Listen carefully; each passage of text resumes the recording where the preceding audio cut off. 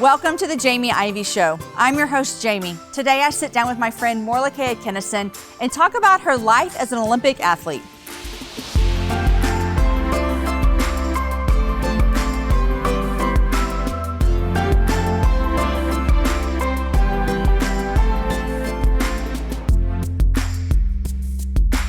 Morolake, welcome to the show. Hi, I'm so happy I'm here. Okay, well, I need to let everyone know how we met. Yes. My whole family walked in to a soundstage here in Austin to do an episode of Uncomfortable Conversations with a Black Man. Yes. With Emmanuel Acho. With Emmanuel Acho, Yeah. and you were there, and I met you. And I found out that day through some uncomfortable conversation that I put myself in that you are an Olympic athlete. Yes. It's because I brought up your podcast episode that you did with Sonia Richards-Ross, Yes. who I absolutely love. She's a dear friend and mentor to me.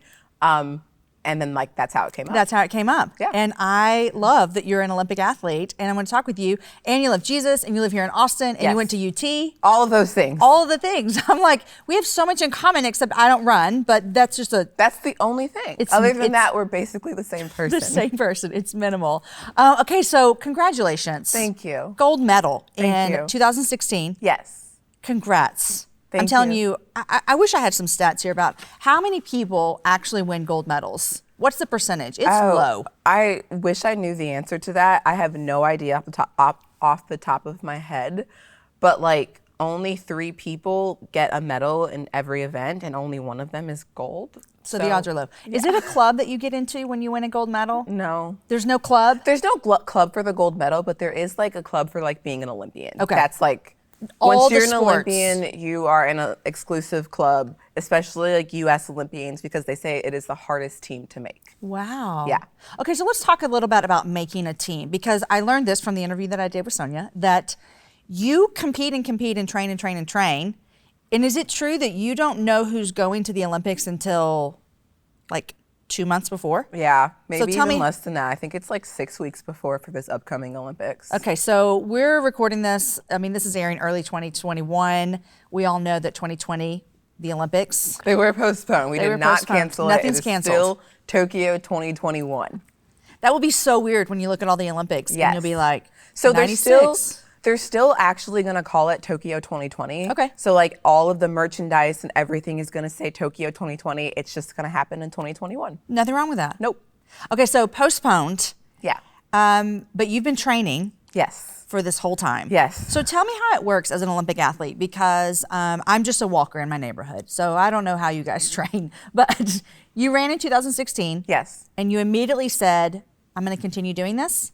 In 2016, after I finished at the University of Texas, I made the Olympic team and signed a professional contract with Nike. So now running, sprinting is my job. Nike's paying me to run essentially every day of my life. And unknown to the general public, we just don't run at the Olympics. We also have world championships that happen every other year. And we compete in a series of meets called the Diamond League that occurs every continent except for Antarctica in the world. Wow. Throughout the year as well. Okay. So when was your last competition? Well, because of COVID, my last competition was early February of this year at the Millrose Games in New York, but Okay. that was an indoor meet. My last outdoor competition was at the 2019 World Championships in Doha, Qatar in October of 2019. And how'd y'all do? We did great. The women's 4x1 team got a bronze medal, and I finished 10th in the world in the 100-meter dash, which huge accomplishment for me because I was Huge. also coming off a Achilles injury the year before. We'll talk about that so- later. Yeah. Yeah, huge accomplishment. So you finished 2016, graduated, made the Olympic team, competed, won a gold, signed with Nike. So now you run for a living. Yes. And so, but training, talk about how when you get to the Olympics, because we have Olympics 2020 coming up in 2021 in Tokyo, when are the trials? The trials start June 17th or Okay. somewhere around there. Someone will correct me, I'm sure. Yeah. Somewhere around there, that's when the Olympic trials are. Up until the trials are over, we will not know who's on the team. So Are you stressed? No, Is that good? no, I'm not. Should you be?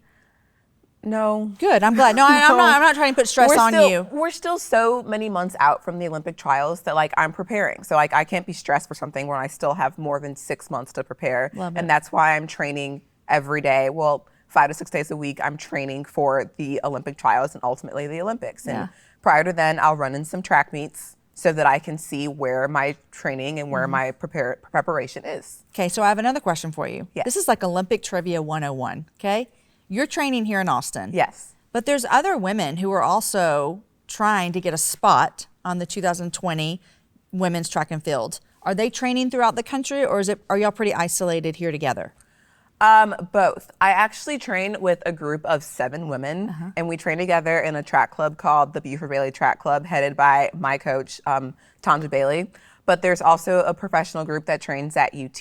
There's professional groups that train in Dallas and Florida and Orlando and in LA. Like, sprinters are pretty isolated in a few different areas. Okay. Basically, wherever it's warm. Wherever it's warm, Yes. because you want to train outdoors. You want to be able to train mostly. outdoors year round, and you can't train outdoors in the cold. Well, you can. It's just cold. Yeah, it just sucks. Who wants to do that? Yeah. Who wants to do that? Okay, so I guess what I'm trying to ask, and I'm not trying to put my own emotions on you, I would be nervous that I'm training all this time and you're not guaranteed a spot. Or you can look at me and tell me, Jamie, I'm the 10th fastest woman in the world. I have a spot. I think that is a very valid concern to have. And most realist would be like, what are the chances of me actually making the team, and should I be doing something else with my life? And I think that what makes a lot of professional athletes and Olympians unique is the fact that we are not very much realist, and we believe in ourselves in such like a high level. I love it. That like the fact that only 3 people make the team does not faze me. I love it. Because like I'm gonna be one of those 3 people. That's why I'm doing this. That's why I heard someone the other day ask, they were asking a bunch of us around dinner, they're like, okay, if you were on a football team and the play's on the line, we need, the 2-point conversion, do you want the ball or not? And I was like, no, don't give me the ball. Absolutely. You want the ball. Yes. That's why you have an Olympic medal and I don't. Probably not. Like my catching You want the ability. baton. Yes, I want the baton. You want the baton. I want the baton. The football, You're behind by like 6 or 7 yards. You want the baton. I want the baton. Did you bring your medal? I did. Do you want to see it? Can I see it? Absolutely. Okay, I cannot wait to see it. Okay, Abby's going to bring it out here for us. Thank you. Okay, it's in like a little brown case. Do you want to wear it? Is it okay? Absolutely. It's a little bit like. I wish we had the music. It's heavy. Yeah. It's really heavy. You'll get used to it. Oh. Actually, when you put it on for a Can while. I put it on? Yeah, go Yeah. ahead. When you put it on for a while and then you take it off, like you feel like there's like a weight lifted off your shoulders, like literally, because it's like, oh, like that was like weighing me down. Like it takes a little bit extra to like hold yourself up. You have to be a real athlete to wear it. Yeah. Like you have the neck muscles. This is really heavy. Yeah. Do you take the picture like this? I did take a picture like that, but like that was a thing for when like the medals were actually made of gold. What is this made of? So it's mostly like copper, and then it's gold plated. Do you feel gypped? A little bit. A little bit. It's like when you get like gold plated earrings and Yeah. they're like, yeah, it's 14 karat gold plated. Like, on the outside. On the outside, the whole Yeah. thing. I'm like, oh, like, Okay. This is so great. Where do you keep this in your house? So I keep it in this case, and the case is in my closet on one of the shelves, and it's just kind of like in the corner. I love it. It's not on display. It's like, no one can steal it because no one knows where it is. No one knows because where it I've is. tucked it away. Until now. Yeah. Dun, dun, dun. Oh, now I have to move where I put it. Okay, but in all seriousness, this was 4 years ago. I'm sure when you came home, did you take this everywhere? I did. I would. I did take it everywhere. I would wear it to the restaurant. No, I didn't do that, but I did take it everywhere that I was seeing people. And like, if I forgot it sometimes, they'd be like, where's your medal? And I'd be like, oh, I'm sorry. I thought you wanted to see me. Yeah. But like, Yeah. the medal got more popular than I was. Right, Yeah. right. Do you feel pressure going into this next one? That you have a gold medal from 2016. Do you feel pressure of? Not at all, actually. This is why you're an Olympic athlete. I'm not even kidding. All of my fears of like, I'm going to fail. I can't do it. You're like, why would I fail? I'm amazing. No, I feel like having a gold medal from 2016, I feel more prepared. I feel more love it. ready. Like I was only 22 when I went to that first games, and I had just graduated from college. I was the youngest on the team. Like I felt not prepared then. Yeah. And now I'm like, oh, I got this. You're the mentor now. Yeah. Now I'm like, I'm considered a vet in the sport. Like Yeah. it happens so fast in track and field. And like now it's like, I feel just good. I love it. I love it. Well, I'm going to give her back her gold medal before I go home with it. And we're going to take a short break and we'll come back and talk about some of the challenges that you've had between 2016 and today. We'll be right back.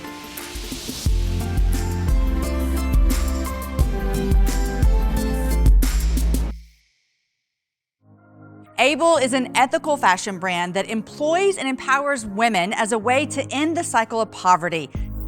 It started with scarves years ago, and now it's an entire fashion brand. And I am so grateful that Able has dressed me from head to toe for this Jamie Ivey Show. I would love for you to see all my favorites. Go to jamieivey.com/Able to see everything I'm loving at Able right now.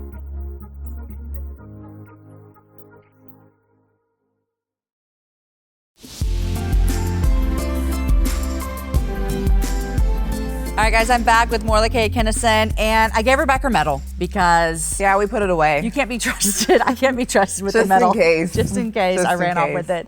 Okay, so 2016 medal, but I know in 2018 you suffered a really bad injury. Yes. Talk about that, and did that make you feel like, am I going to compete ever again? What happened? So on January 27th, 2018, I was running a 60-meter race at Texas Tech University, and at the end of the race, in a competition, Got it. I tore my right Achilles tendon, like completely ruptured it. It was in two pieces apart from each other. That sounds like one of the most painful things ever. You know, I think that it might have been just adrenaline. I did not feel any pain in the moment. And this was during the race? It was after the race. Okay. It was at the very end of the race. If you're familiar with indoor track, at the end of the race, there is sometimes like a bank that you have to run up and then a padded wall to stop yourself. Since you're inside, we don't have the luxury of being able to like run through and just slow down naturally. And I like slammed really hard into the wall. Which is common and normal? Yes. Okay. But the way that I ran into this wall, just I don't even know how to explain it. It was a freak accident, ruptured my Achilles. I had been going through some Achilles tendonitis, and so I had like tightness in the back of my leg in my Achilles, and like as soon as I hit the wall, I actually felt relief from the tightness Because it ruptured. But it kind of like felt better in a weird way, but I knew that something was off. And I had also jammed my ankle. And so the pain that I was feeling immediately was like my jammed ankle. My Achilles didn't hurt. I like to tell this joke about the late Kobe Bryant, who like literally affected my healing process and recovery so much from like his recovery process. But everyone knows that like Kobe ruptured his Achilles, and then he walks off to the court and he takes his 2 free throws, he sinks them, and then he walks back off. Kobe was wearing basketball shoes. Basketball shoes are very sturdy. They're meant to hold you up, protect you so that you don't like twist your ankle. I was wearing track spikes. If you know track spikes, they're like 8 ounces. I was going to say, they don't even weigh pounds. No, they're ounces. Yeah. Like they try and make it as light as possible so that you have nothing on your feet, essentially.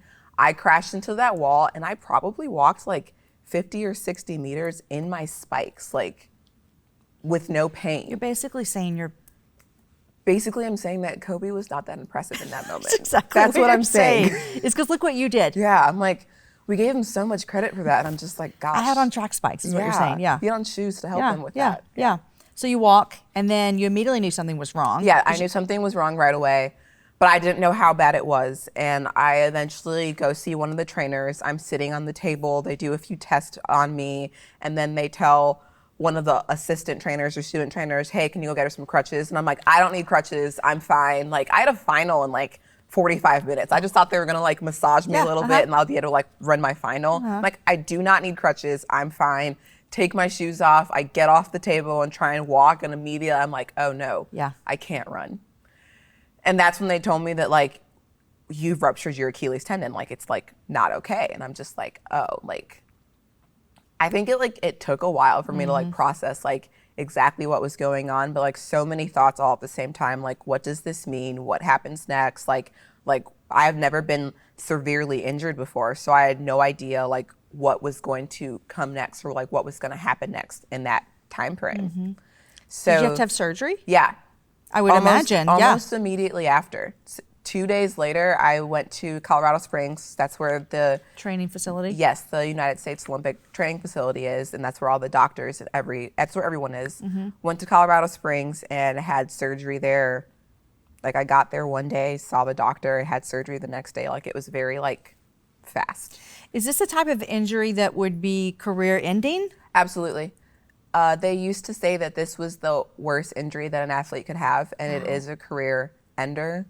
Everything that you do, like when you walk, you use your Achilles. When you walk, when you jump, when you crawl, when you climb, like your Achilles tendon is one of the strongest tendons in your body, and it's one of the most important. You can't do anything without it. And I remember going through my rehab process. My foot was in a splint for 2.5 weeks. It was basically in a cast. Like I couldn't get it wet, couldn't put my foot on the ground, couldn't wash it, like couldn't do anything. I was just on crutches and it was there. After that, I got put in what's called the Kobe boot. And it's the boot that Kobe made famous because he wore it after he got his Achilles sent to surgery. And my doctor called me one day and he told me about this boot and explained why it was so great and says, insurance is not going to cover it. It's going to cost you a little bit of money, but I think it's going to greatly help you in your recovery. And I was like, if Kobe got it, I can do it. I'm getting it too. Yeah. I was also turning 24 that year, and so I was calling it my Kobe year, and it was Kobe came back, so I can too. I love that it. was my That was your mentality. For that entire year. It was my Kobe year.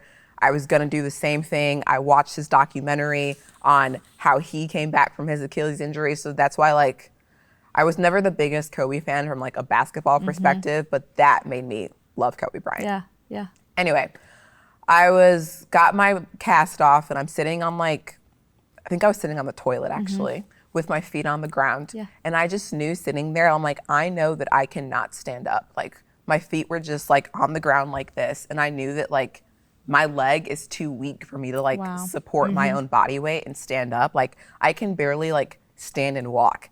How in the world am I ever gonna like sprint? Yeah. Like it seemed so far-fetched to me at the time that like eventually you're gonna get to a point where like you're one of the fastest women in the world again. Yeah. And how did you do that? Because all the rehab, you thought that moment of how am I ever gonna run again? But you had your Kobe year, like you weren't gonna give up. So did you think, I'm not gonna run again, but yes, I am gonna run again? Yeah, I did. I was having a very hard internal battle at the time.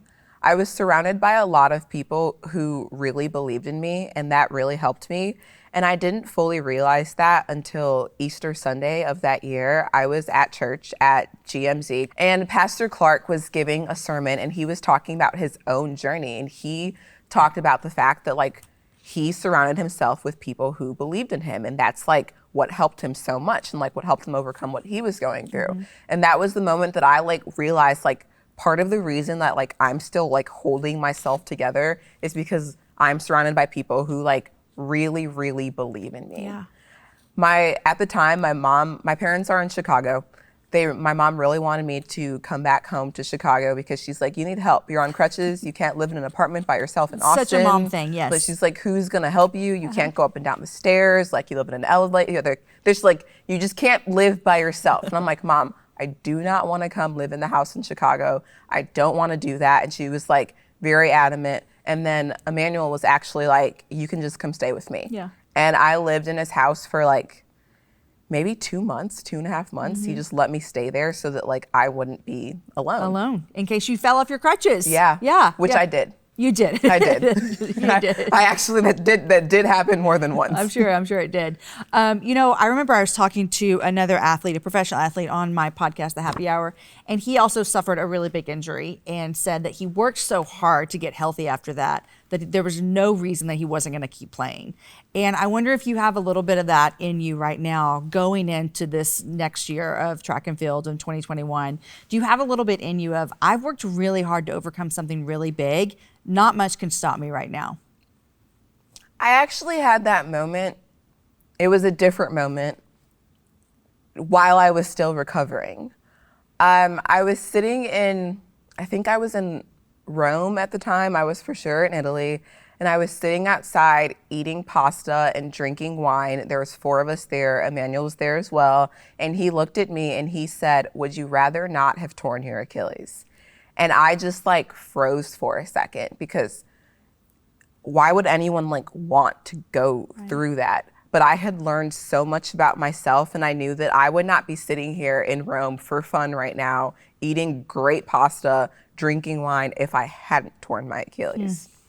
And I went through that entire summer free from track and field for the first time in my life. Well, not for the first time in my life, but for the first time since I was about 10 years old. I was free from track and field, and I didn't have to be at a practice, at a track meet, at a training session. I didn't have to worry about what I was eating or how it was going to affect me the next day. I was just living my life. And it was the first time that I'd really got to experience that and like travel for fun.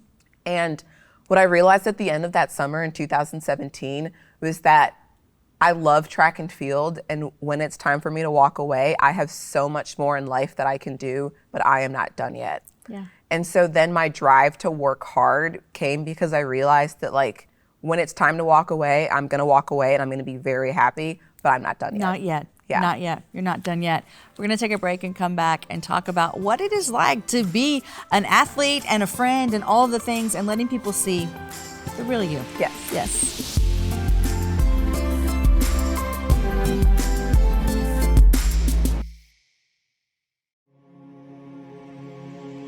We've been married for almost 2 decades, and most of what we thought about marriage before getting married turned out to be wrong. It's better than we thought. But it's harder than we thought. We love deeper than we ever thought possible. And we have to work harder than we ever thought we would have to. And so we want to help you fight for your marriage and believe in it more than you even think it's possible. We wrote this book, Compliment, for all of you. Those of you that are engaged with marriage on the horizon, we believe this book has something for you. Those of you in the early years of marriage, still trying to figure things out, there's something in here for you too. Or maybe like us, you've got a few years of marriage under your belt, but maybe things seem a bit stale in your marriage and friendship. We hope that this book will be a catalyst to remind you of the beauty available to you within marriage. So we want to be super clear, we are not experts on marriage and we don't have a perfect one, but we do believe in it and we believe in your marriage. Compliment is 2 books in one, written by both of us. I wrote a section. And I wrote a section. We each wrote on the same 10 topics, things like loving, fighting, forgiving, sex, parenting, and mission. And we didn't even read each other's sections beforehand, and together, our 2 parts make up 1 book. Compliment is full of stories and encouragement about how to choose together over separate in marriage, how to bring out the best in the other person, complimenting each other day after day, year after year. And we truly believe that when you do that, that God is glorified and that your marriage becomes stronger and more unified, more like how God intended it to be.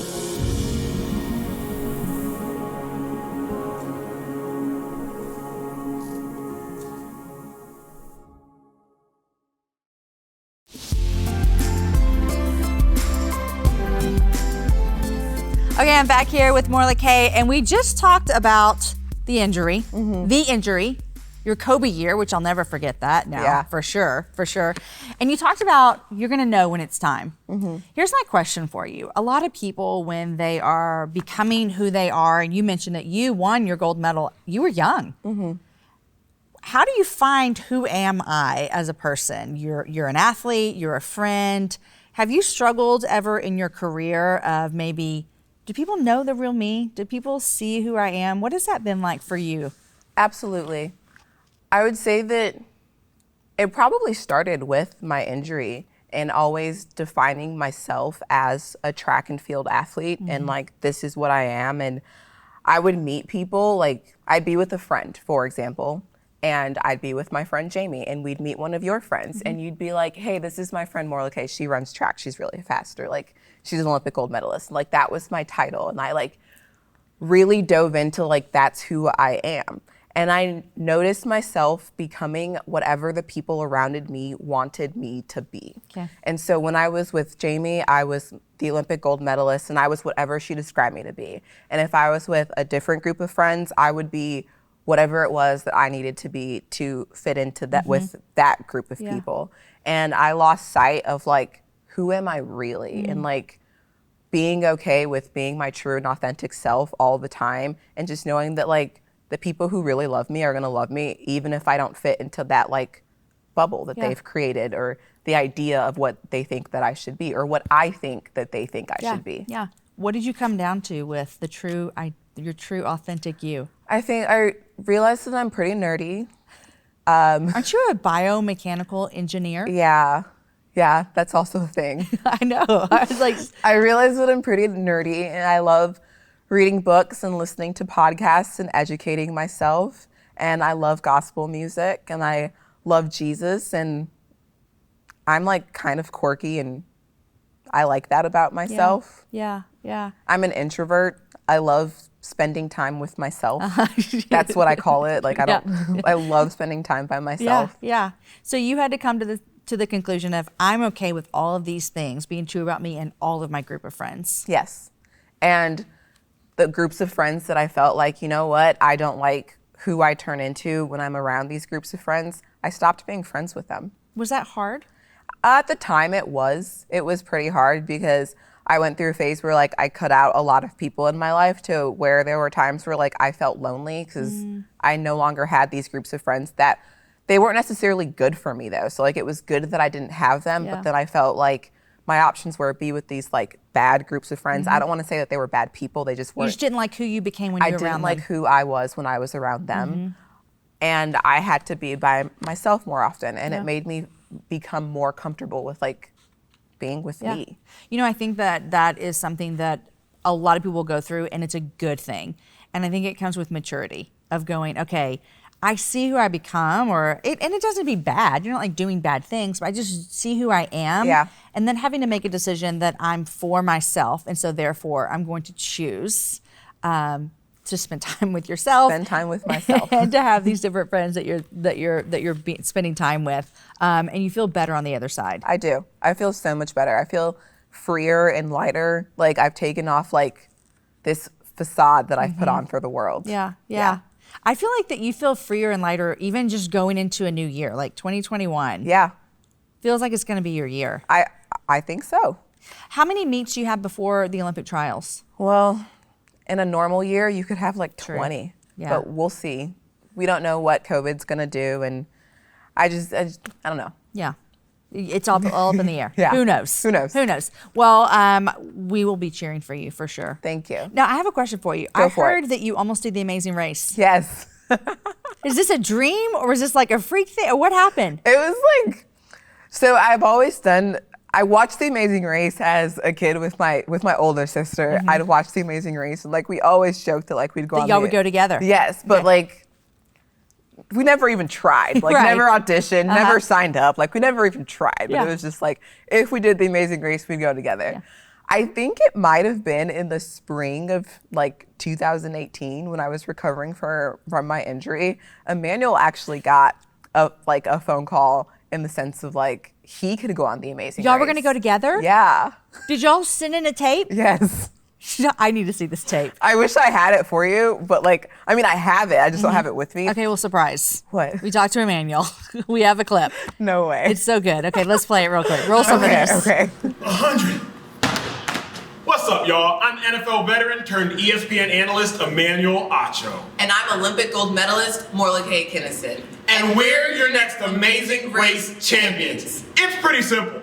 I'm amazing. And I'm really good at racing. Coming back in is Akinosun. Akinosun's gonna take it. I'm really smart, and he's really athletic. So together we make the ultimate... Wait a second. I'm really smart, and I'm really athletic too. So what do I need you for? We work out together. We travel together. We win together. We both graduated from Texas, and most importantly, we were both athletic All-Americans. I talk for a living now, which means I will be great at talking to strangers, and that is gonna help on The Amazing Race. Or it just means you're gonna talk way too much. Okay, I know exactly why they picked you guys. Y'all were amazing. I mean, we have this very good energy that's very natural. Yes. You've seen us together before. Yes. Well, you saw him in work mode, and like, that's just how we are all the time. Like, they said, yes, great. You guys can be on the show. We think that you're great on TV together. And then why didn't this happen? Because they didn't. Because y'all went to Rome and ate pasta instead? Well, that did happen that summer instead of The Amazing Race. This is the best summer of your life. It actually was. And it was when you were recovering. Yes, See? it actually was. I like this. They didn't have enough people. They need 11 teams of 2. And they only got like 7 from our audition process that they actually liked. So they went ahead and had like another audition process. Still didn't have the 11 teams that they liked. So they did like a all-star season or like something like that and had a whole bunch of people come back. And then they said, but if you guys want to, you can come in this show, like a later segment of the show. Like you can come, I don't remember the date anymore, but like the next time that we do the show, you guys can be on it. The problem with that is football season and track season, and they counteract. And so when it's not football season, it's track season. It's like the spring show, I'm like, well, I'm gonna be in season, I can't disappear for 6 weeks. And then like the fall one is football season, like Emmanuel's working, so like he can't disappear for 6 weeks. And that like summer was perfect because I wasn't competing. And so then the dream died. You think it's still alive? I don't know if Emmanuel would still be up for it. He's like off doing his, I don't know if he'd still be up for it, but I still think that we would win the Amazing Race. I think y'all would win the Amazing Race. I had full confidence in us that we would have won the Amazing Race. I used to watch the Amazing Race, and I always said it'd be fun to do as well, except you got to have someone that you really like. You have strengths, I have strengths. We're going to trust each other's strengths. There's no fighting. If there's fighting, you lose. I think that it's not the fighting that hurts the teams. We studied. Like, you know Emmanuel, you know how intense he is. We spent like weeks like watching episodes, taking notes. So why do people lose? It's not the arguing that people lose. It's not being able to recover from the arguing. That's good. You know what? That's life right there. Just let me tell you. Keep going, because you just did a life lesson. That's how marriages survive. That's how friendships survive. You have to like argue and then like let it go. Like we'd be watching the race, be like, oh no. Like they'll get to a point where they're reading the clue and like one of the two members will be like, you just decide since you know everything. And I'm like, no, like that's not helping you. It's not helping you at all. And we took notes. Like we had a list of things you need to bring with us. And like, what was Emmanuel's motto that we needed to have? Be quick, but don't hurry. Ooh, I like it. Yeah. Life mottos. Not mine. Not mine, Emmanuel's. We give it to him. Yeah. So it's not the argument, it's the recovering. Yeah. That's life for you right there. That's life for you. Okay, well, I'm now like your biggest track and field fan. I'm so happy. I'm going to be cheering for you. Hopefully there's actually a season next year, and there's Texas Relays right here in Austin, Texas. Love Texas Relays, yes. I've run at Texas Relays every year except for 2018 when I was injured, and last year when there was not one. So I guess that doesn't even count. Yeah. I will be at Texas Relays in 2021 as long as there is one. You should come. I'll be there. All of you should come. We'll be there. I'm going to get a shirt made that says, please do. Morolake for the gold. You should actually get a shirt that says Miss Fast Twitch. Do you have them already? I don't. Okay, I'll have one. I'll be there. We can make some. Let's make some, and I'll be there. Okay. Yeah, I'll be there. That's actually a great idea. I know. Why have I never thought of that? We did it just now. Okay. In all seriousness, super excited for your next year. I can't wait to watch you run and win. Take the gold. Yes. That's what we're going for. Yeah. You don't go for anything else. No. No. Thanks for sitting down with me. Absolutely. It's been such a pleasure. And talking about something that's fun, the Olympics. And I love just the idea of how that injury, I mean, we're both people of faith. And I always say, that did not happen just for no reason. It did not. You were able to look at your life and say, when I finish, I'll be ready. Yep. And I'll have a life after. Thank you so much. Guys, thanks for joining us today. And Morolake, thank you so much for sitting down with me. It was great.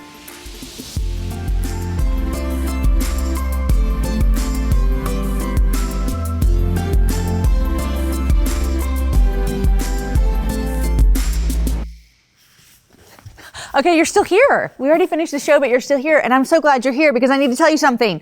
Make sure you subscribe so you never miss an episode. While you're at it, like it. And then while you're at it, tell your friends. We have so many good shows coming up. So come on, subscribe. Do all the things.